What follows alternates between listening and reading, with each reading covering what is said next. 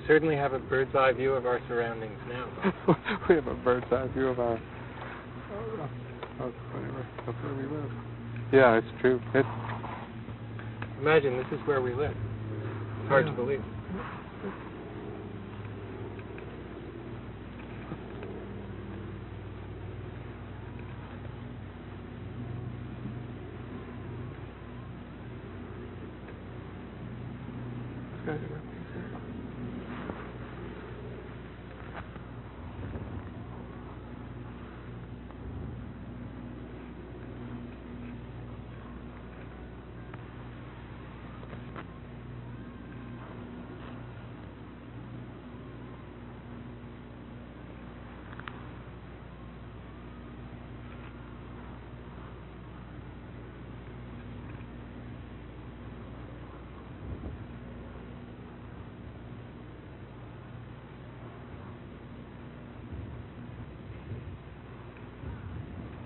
In the land of the merry pranksters 8 years later.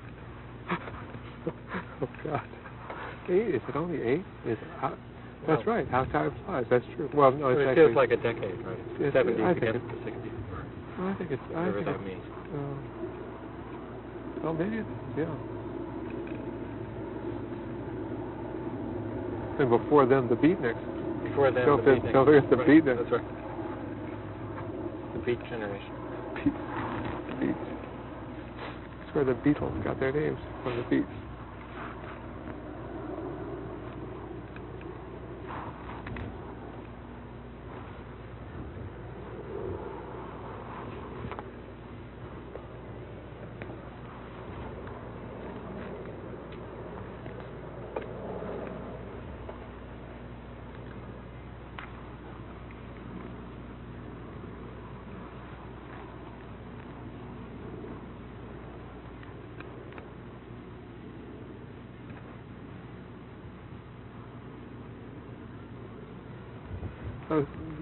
Last time I was trying to say that instead of being like one of those pairs of people, we could be we would be the signal to noise ratio.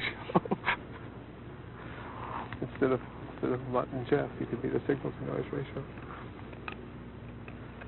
Which brings to mind Mimi's joke that the name Johnson, when it appears in pairs, always comes second, as in Johnson and Johnson. Masters and Johnson, and Olson and Johnson.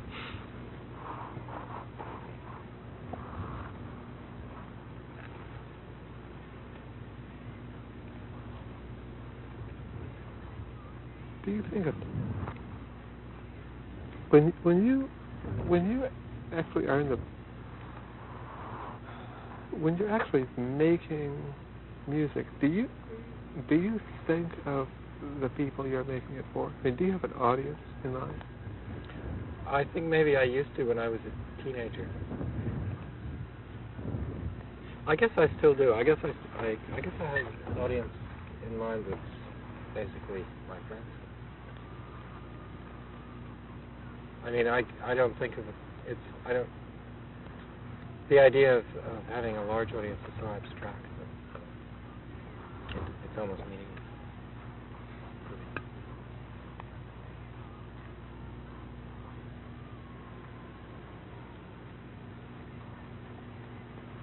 I think that's probably true of you.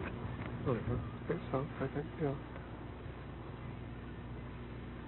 Yeah, there was actually a time when I thought maybe there's a part of us, I guess, that wants to do it for just one other person. You know, that makes it. And then I guess it expands out from there.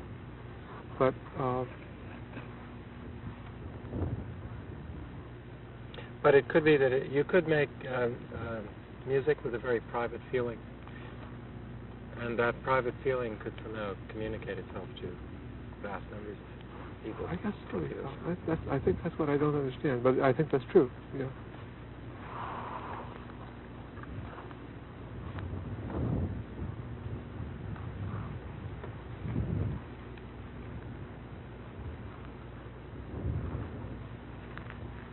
Well, the tape you made, the fathers and sons exposed in a little light.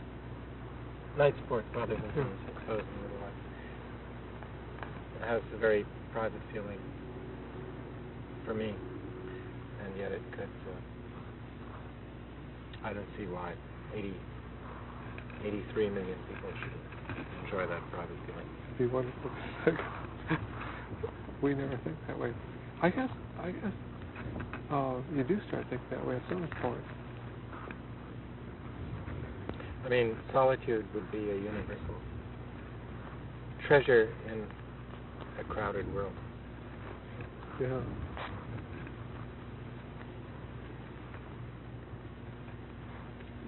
And I've noticed that for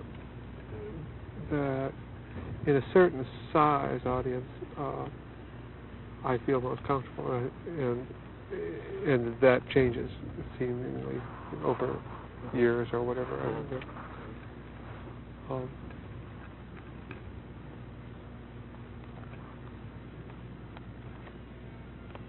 what do you think that means? If you only relate, if you think of what you do as being for a small number of people to listen to at a time, well, it could still be a large number of people over a period of time. But what would it mean if it's a small number of people? That wouldn't mean that it's elitist, would it? I mean, obviously not. I don't think so. I've never thought of. I would never have. I've thought of it that way, but I've rejected that idea. It seems to me that it's so private. I mean, your music, your experience of music is so private. If you want it to be, and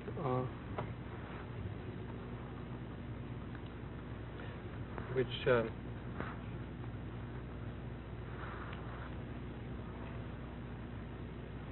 well, that would go along with the idea that every person is the center of whatever the universe is. Yeah.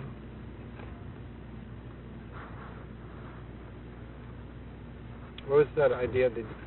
Didn't you say that you can tell by listening to music how large the audience was that the composer had in mind? I think I can. I've always thought I could. It seems to me that it's something that's just made in the music. Yeah. I mean, it seems to me that's one of the things that music is about. I mean, you know. And that wouldn't say anything about which is better either. I mean, no. The music for a small number of people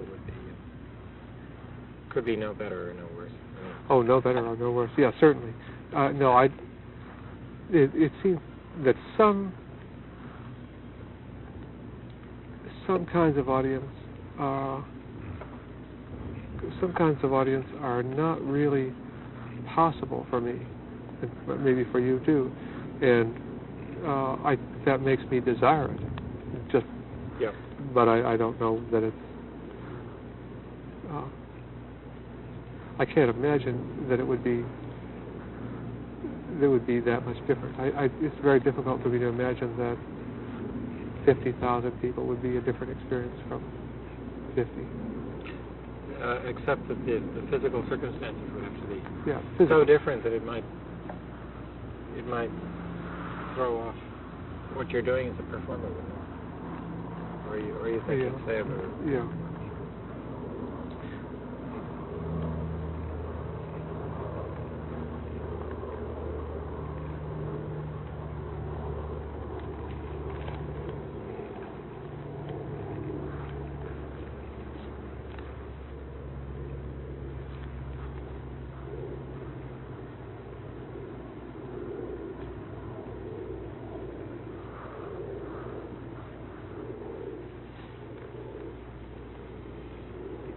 Well, I've noticed that there's a simple relationship between the number of people performing and the audience. So if you have a large orchestra, well, not a large orchestra because that's different, but if you have a large amateur group performing, you always have a large audience because each amateur brings his friends and family. So that would be maybe if you had a huge amateur group, that would be a way of attracting a large audience without making popular music. But you'd have to be popular with all the amateurs in the group. you'd have to be popular for non-musical reasons.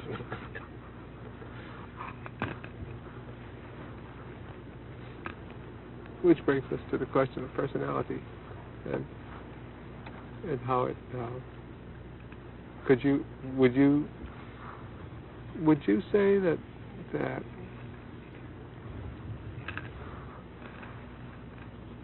well, you have no way of knowing, since you have no way of knowing what other combinations could possibly be. You always look at a fixed combination of personalities and music. So, obviously you're led to speculate that certain kinds of personalities create certain kind of music. Yeah. But do you feel that as a personal burden? I mean, do you feel that your personality is in your music, and that you're trying to put it in or trying to keep it out, or you don't care, or what? It probably gets in to what you do more and more as you get older. Probably. I mean, whether you want it to or not.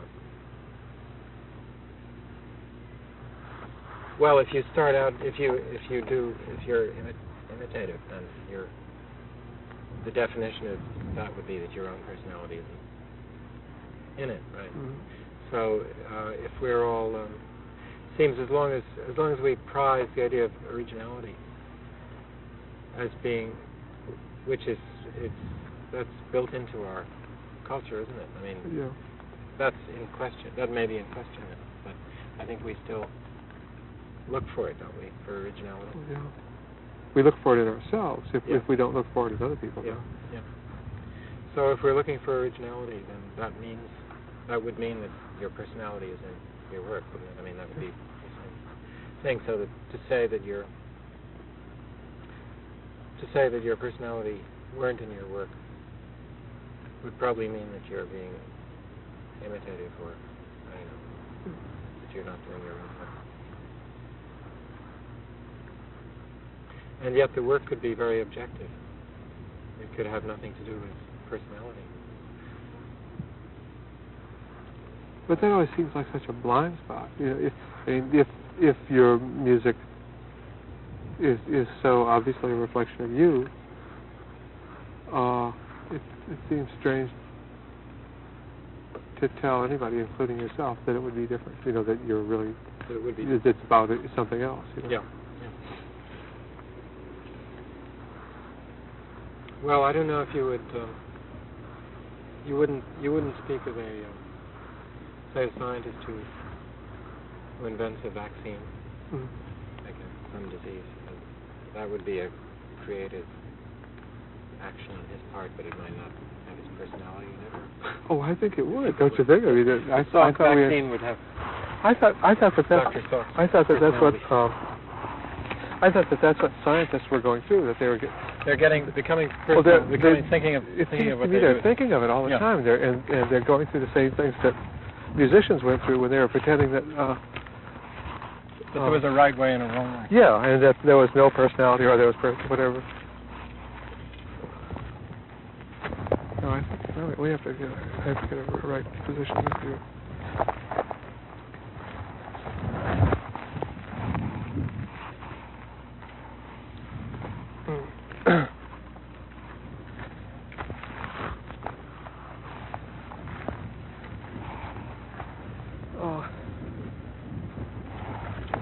Yeah, I've gotten that impression from just reading about science that scientists are so concerned now with personality. I mean, right. Yeah. We were convinced that science didn't have it. I guess I don't know. That it was just the march of technology, and anyone could do it. Yeah. Or, I spoke to a physicist recently who said that the bottom has dropped out of physics, and it's become physics has become. It was thought to be an exact science, and they were about to find the last particles. and then it was like a joke, as though a joke were being played on the scientists because they would find tiny particles inside what they thought was the last particle, and now they have strange irrational attributes like charm. What is it, charm? There's some kind of particle that's described as charm.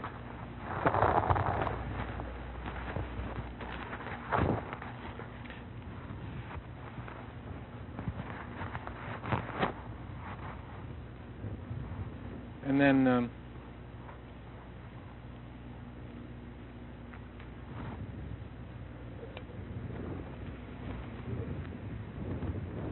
if scientists are thinking of themselves as doing more personal work,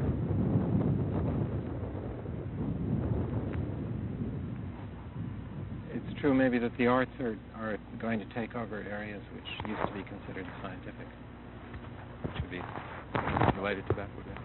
Like healing. I mean, the medical profession medicine was considered a very scientific, objective thing. Yeah. And now it's not. Yeah. Yeah. Now it might be. You might develop some incantation that would have have healing properties that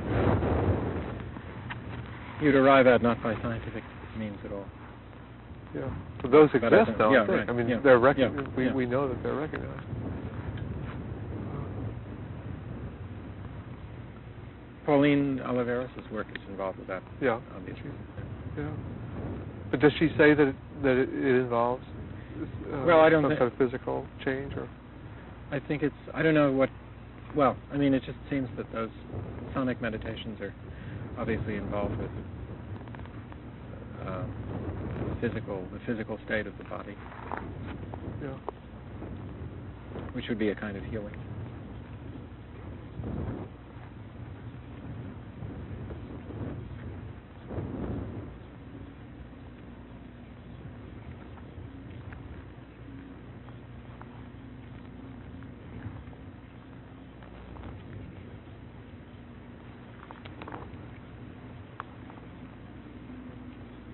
Well, Mary's been involved with healing, you know. That's right. Yeah. She is. As an electronic composer, I sometimes wonder whether the next step would be to detect phenomena that have been beyond science.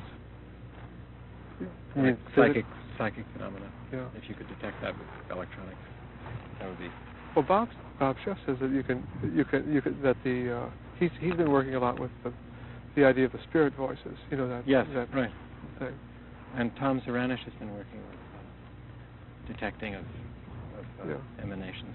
Yeah, Tom, Tom once aimed his 4 telescopes at space, and attached them, to his synthesizer. Oh, really? I didn't. And he decided that he would be able to detect the difference in what the synthesizer was doing over a period of weeks or whatever.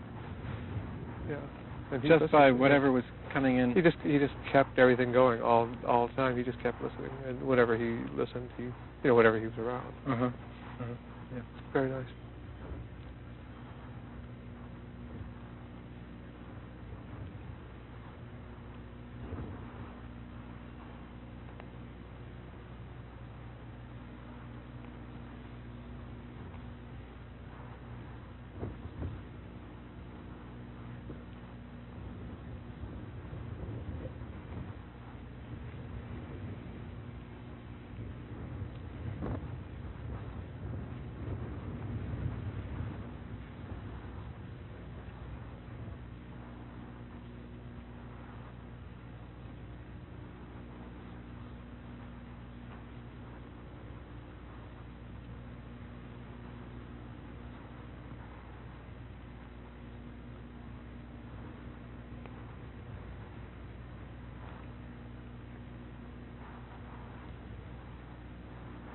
We should go to the rooms.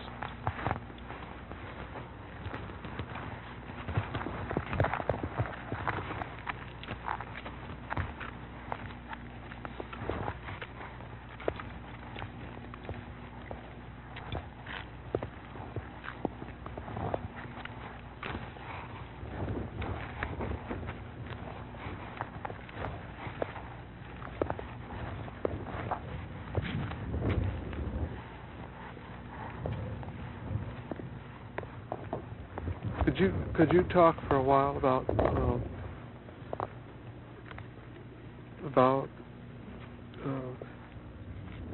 the performers of your music? I mean, your ideas about performers and your ideas about the way the music, the way the performers are related to the music. Well, after working with electronics alone for a while, it's become more interesting to me to combine them with acoustic sounds, if not also with other media.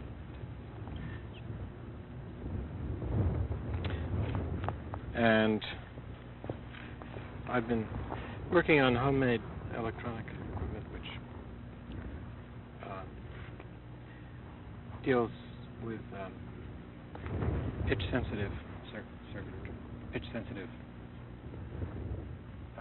operations, in which a player would sing or play the pitch, and the pitch would activate some kind of electronic music device. I think it's that idea is kind of based on some of the things that electronics can do in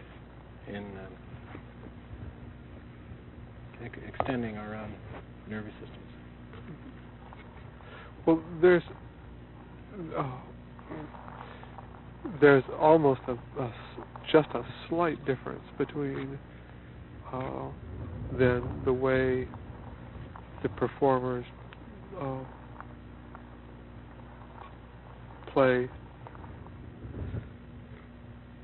the music that what is the title of the music that we're recording? I hadn't thought of a title for this occasion, but it's been whatever the instrument was with melody-driven electronic. Yeah. Then there's just the slightest difference between that and the clouds, right? In that's right. Piece. That's. I mean, the cloud. Why don't you just tell about that piece? Cloud music, which was an idea of Bob Watts, who's a rather old friend of mine. And we had he had the idea of somehow having clouds passing across the sky make changes in music. And he has always been a very versatile artist who's worked in many media. And but he hadn't himself worked with electronics. He'd worked with everything except electronics. And he asked two friends to collaborate with him on this idea. One was Bob Diamond, who's a real video design engineer, and the other was me, who had been working with electronic sounds. That idea of Bob Watts's and the pitch-sensitive music idea are related in that they're both involved with the idea of one thing causing another, one kind of change causing another, in a way which can be realized through electronics. But it seems almost that those are ancient ideas. They maybe they're ancient ideas. I mean, I'm not saying that they are ancient ideas, but they might. I mean, the idea of the clouds making changes in music. You mean ancient in a really ancient sense, or? Well, it could have been. I mean, it has that feeling to it because it's such a simple idea. And that would be to be able to do that is something which electronics is capable of. And to the musical idea of having a player play a pitch or a singer sing a pitch and having that pitch recognized by a circuit to call forth electronic sounds would also be a kind of modern electronic idea, but maybe an ancient image, or kind of, I mean, the idea of calling forth an answering voice, something like an echo. Yeah.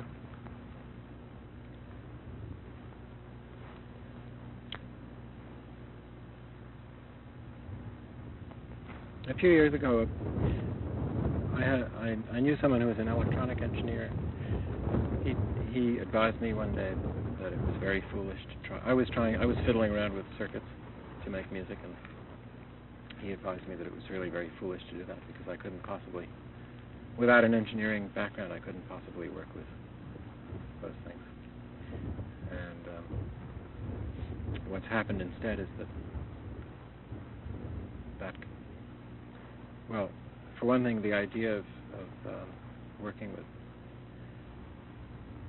technical means.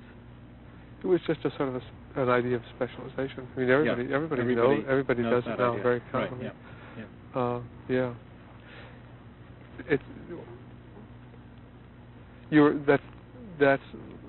That's like what you're saying about healing too. I mean, the idea that medicine could politically. It's not reserved to experts who've been trained. We could not do that anymore. Yeah. You know? Yeah.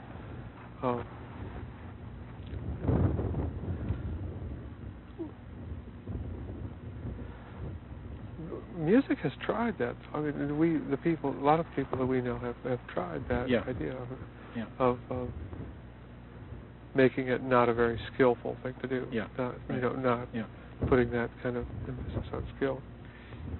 I mean, that's been a very, very much a main idea. Yeah. I think. Yeah. You know.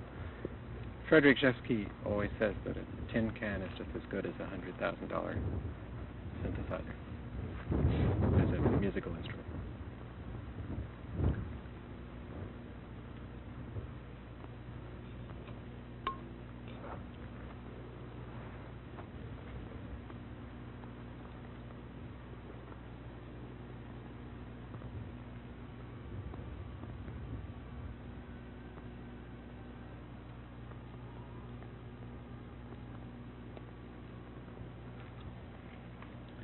Looks like the fall of Icarus.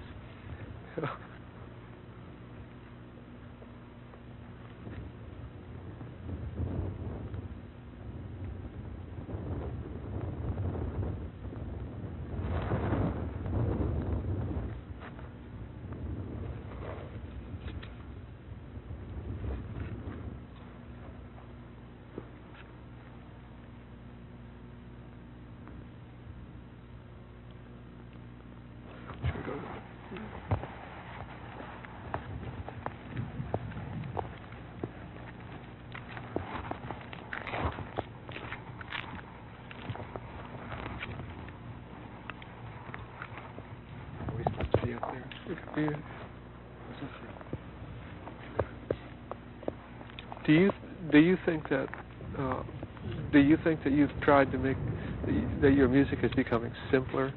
Do you ever have that feeling of trying to simplify it? I think it is. Yeah. Right. I don't exactly know what it means, but it seems like everybody seems to be general? very much involved with that idea, and I can't quite figure out.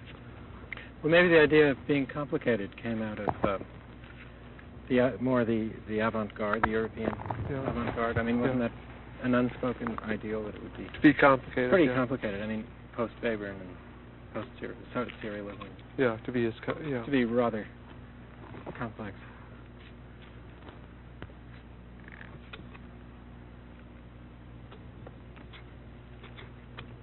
Do you think of yours that way? I think it's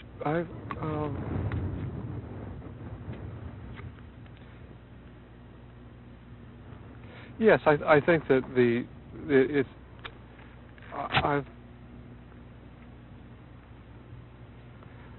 I've tried not to. It was difficult for me to resist the temptation to be simple by sort of regressing, to take another like a different position. But I think I definitely feel I mean, I haven't wanted to change. I don't want. I don't care about that.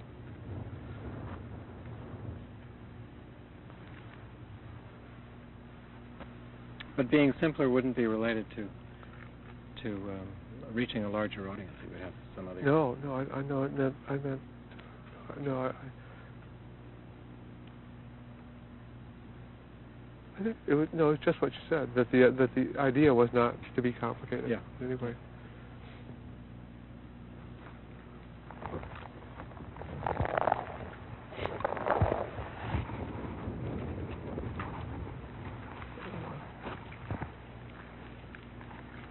But then, of course, it's a question of complicated on what level. I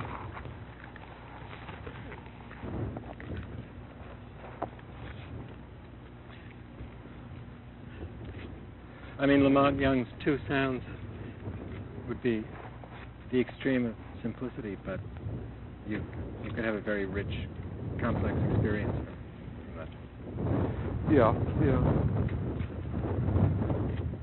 Oh, that would be I would say that would be a sort of a goal, I mean, an ideal, of the simplicity of the means, giving you that experience.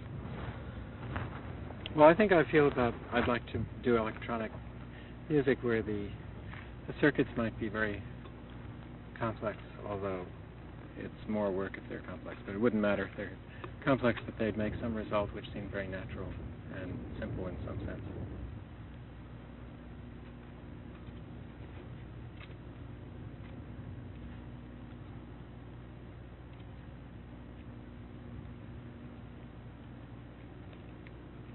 Do you think of your music at all politically? I mean, do you pay any attention to that aspect of your music?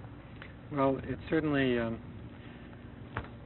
I think we're all interested in removing the profit motive from the making and distributing of music, and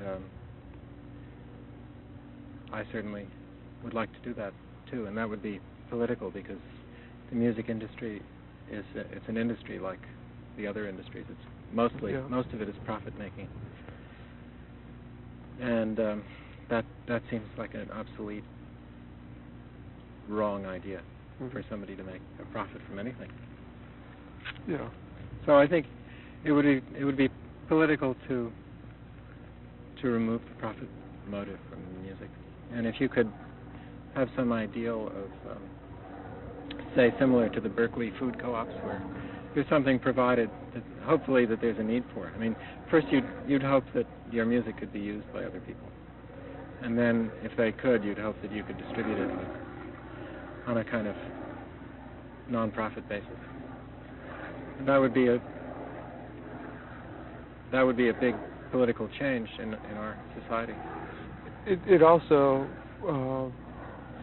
makes you if work needs to be done, and if music is not your financial work, it makes you into a worker for the state too. I mean, you become you're a worker in other kinds of work.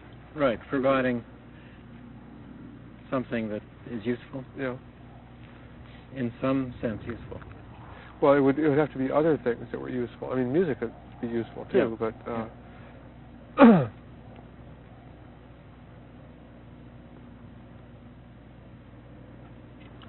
But I've been, I don't know, I think you have to be careful about using politics in music, that you don't fool yourself and do something which is like a symbol of a political act, but not really a political act.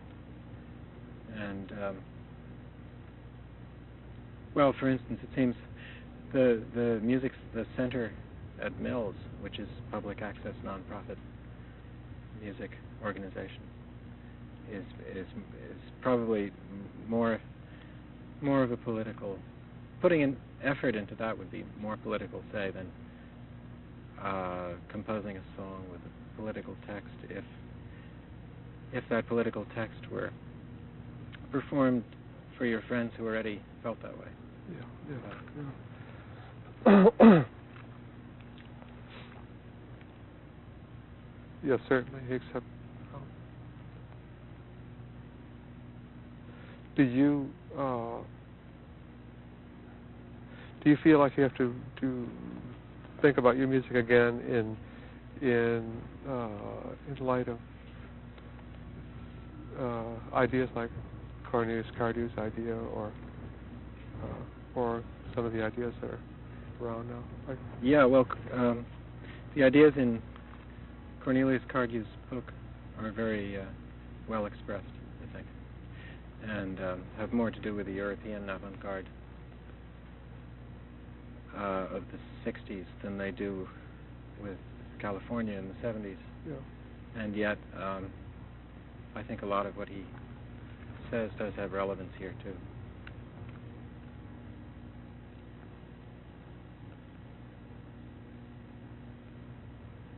I think it's a period now in which very many artists that we know are re-examining their work in a political context, whatever that means.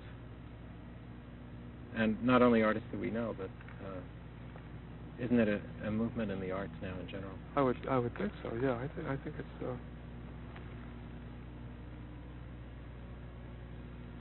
It seems to be a little beyond fashion. I mean, it seems to run through.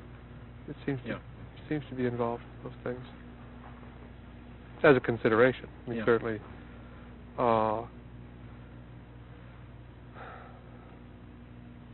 Now you have to consider where you perform. Where you perform. You think about that a lot.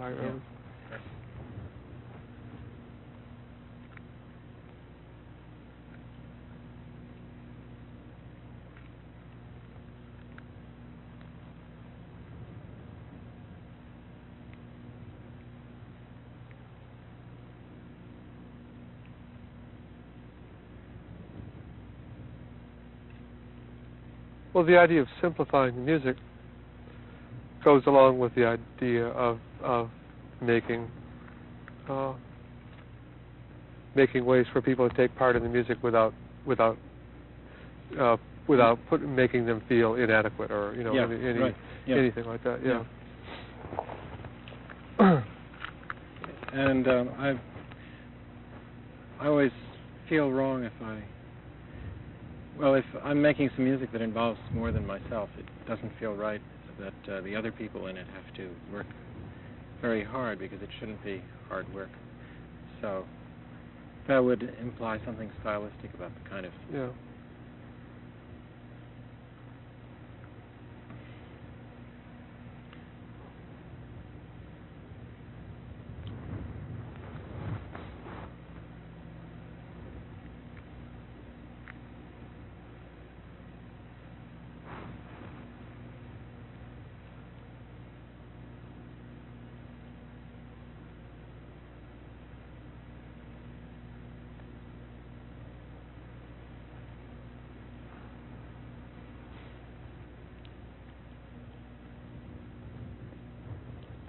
I wish we could talk a little bit about the ideas of the music with melody-driven instruments that you're going to record. It's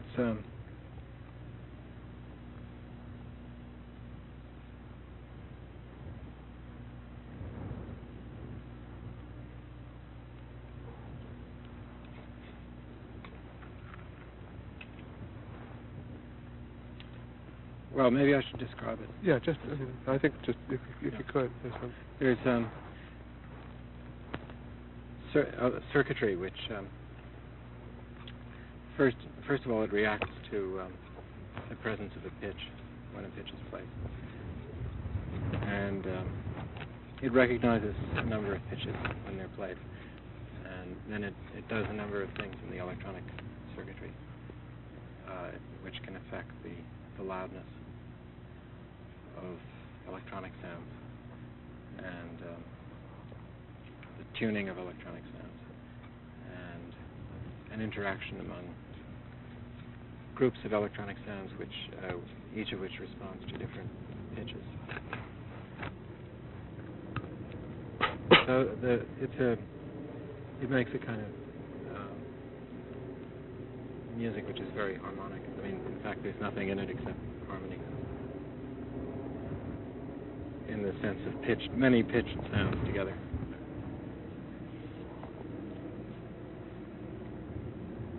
And it uses simple circuitry, which isn't available in synthesizers because it's not of general enough interest. In other words, the electronic circuitry is designed to do a particular thing, which isn't which probably wouldn't interest anyone else. And that the only way to achieve that is to avoid synthesizers and do some custom circuitry.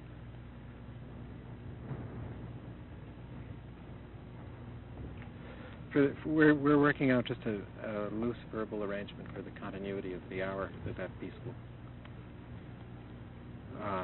occupy on the video tape, because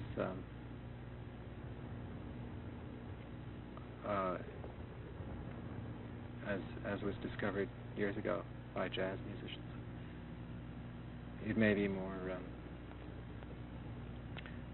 a happier musical situation to not have to be reading a score, whether the score is words or notes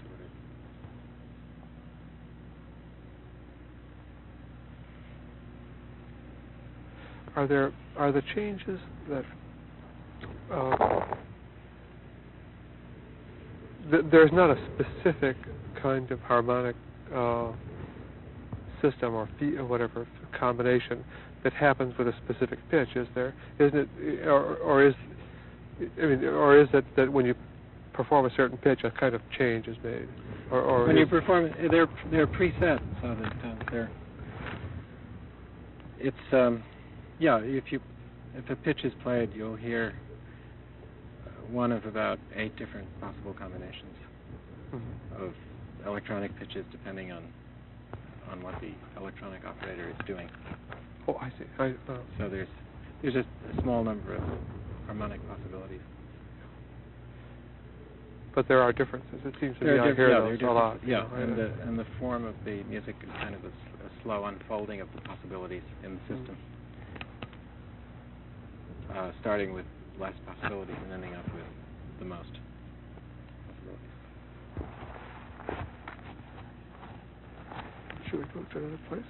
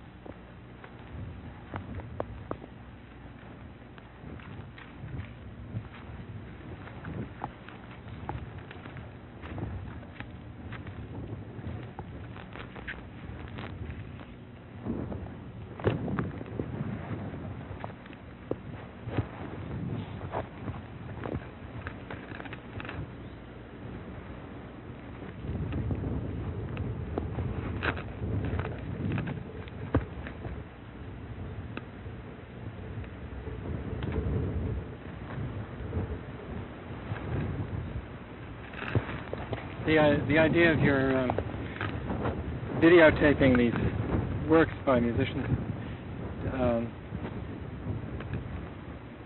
it's more than that, isn't it? I mean, I know in my own case, the fact that it was videotaped, the fact that it's going to be videotaped has led me to some decisions which I wouldn't have come to if it were just audio.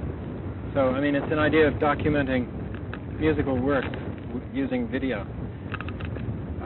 And yet, the arts being what they are now, it would be impossible for me to just think of that recording process as an audio recording process. In other words, to do the same thing that I would in a sound studio would seem to be partly missing the point. Well, I would hope that. Yeah, I mean, obviously, I want a video audience. I mean, I want an audience that sees. I don't know exactly what they're seeing, but I've been very interested in the work in the questions that I wanted to ask people, because it.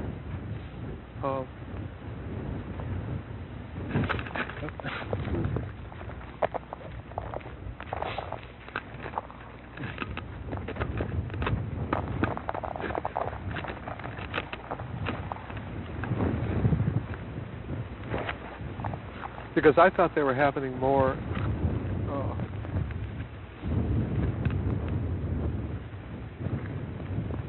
I thought that ideas like personality and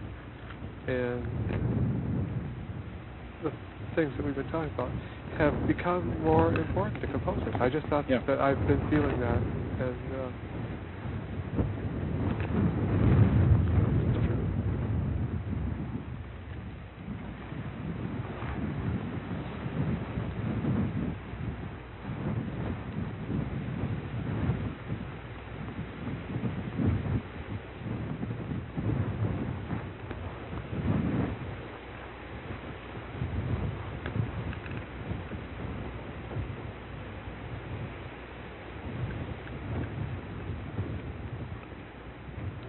Do you think of what your music looks like when you're considering the music, when you're imagining the music?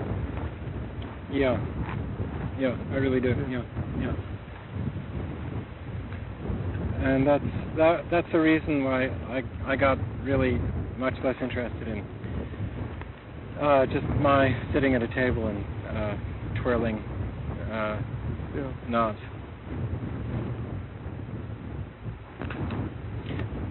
And then the whole idea that music is a field which is separate from the other performance arts seems a narrow definition by any time's standards, including this time.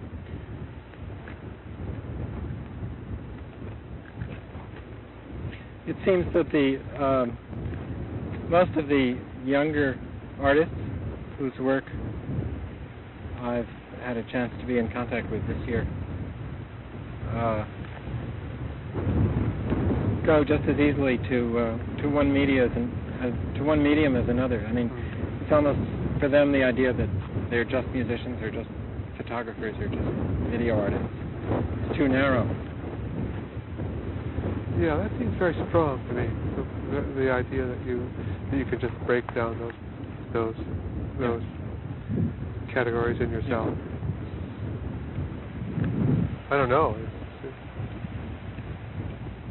Well, all the way people think of perception, all the recent studies in perception, how the brain functions. If you think of experience as an organic whole. Well, the idea of making sounds but not sights is arbitrary. You might choose to do it. It might be a beautiful, strange thing to do, but it doesn't seem as natural as it is. But you do.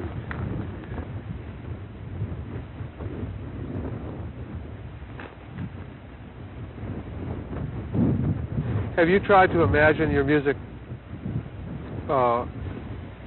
changing? I mean, do you try to change it through the imagination of it? Do you know what I mean? Oh yeah, you mean to imagine how it could be different? Different, yeah.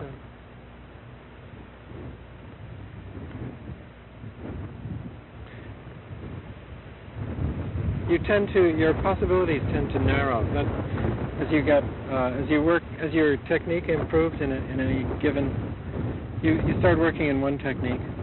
I mean, that's seems to be a tendency among artists. When you start out, if you're in your 20s, you can choose you can go in any direction or several directions. Yeah. And then as time goes by, you work in one. You tend to refine your style and refine your technique, and then you get into a dangerous situation where something is expected of you, and then to break out of that, it's going to be a big shock to yourself and to people around you. Sure. Yeah. So it's always reassuring to find older artists who have made radical changes in their styles several times. Like going to South America. Yeah.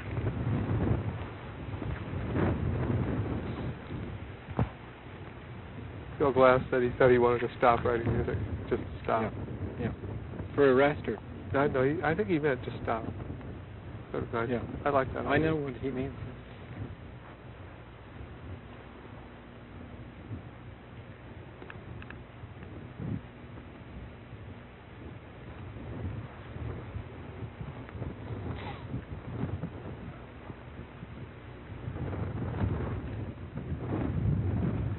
Well, I was thinking it would be, you'd have a happy musical life if you could either make music which was rather easy for performers, or it would have no performers in it at all, which you can do now. I mean, you could make thinking of music as sound sculpture, like in the Cloud piece, or like in the Pygmy Gamelons with Paul DeMarinis. And the parrot pleaser. You always have to. And the parrot pleaser.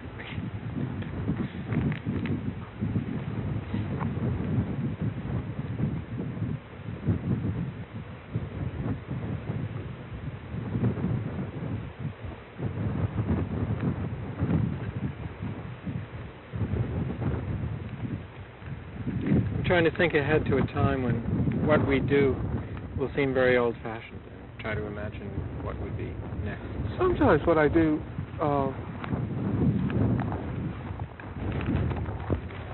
I've begun to think of myself as being very old-fashioned, and really, sort of worrying about it a lot. It seems like I just don't measure up.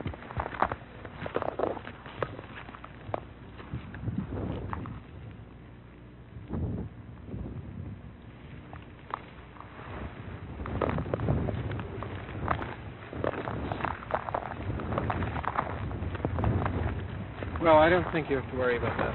Sure.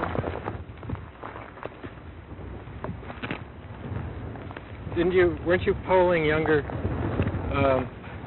composers about a year ago with a question, what would you like music to be when you get to be my When age? you get to be my age. How would you like music to be when you...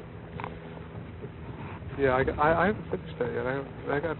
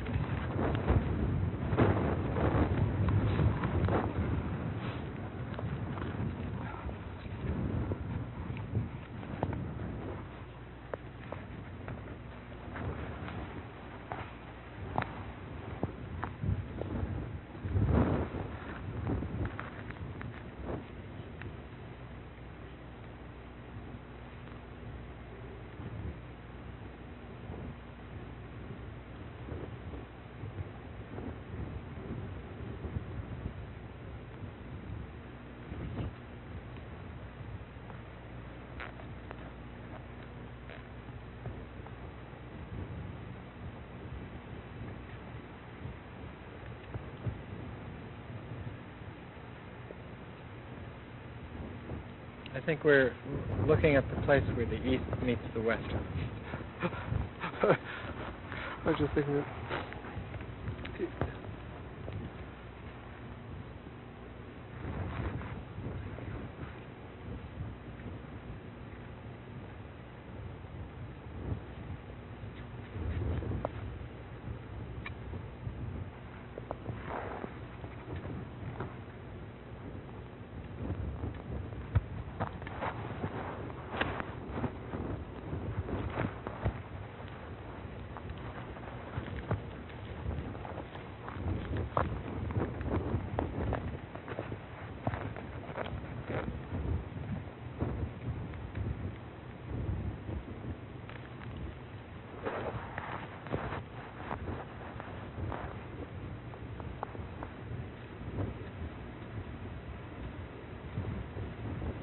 Did we talk about the harmonic quality of the music?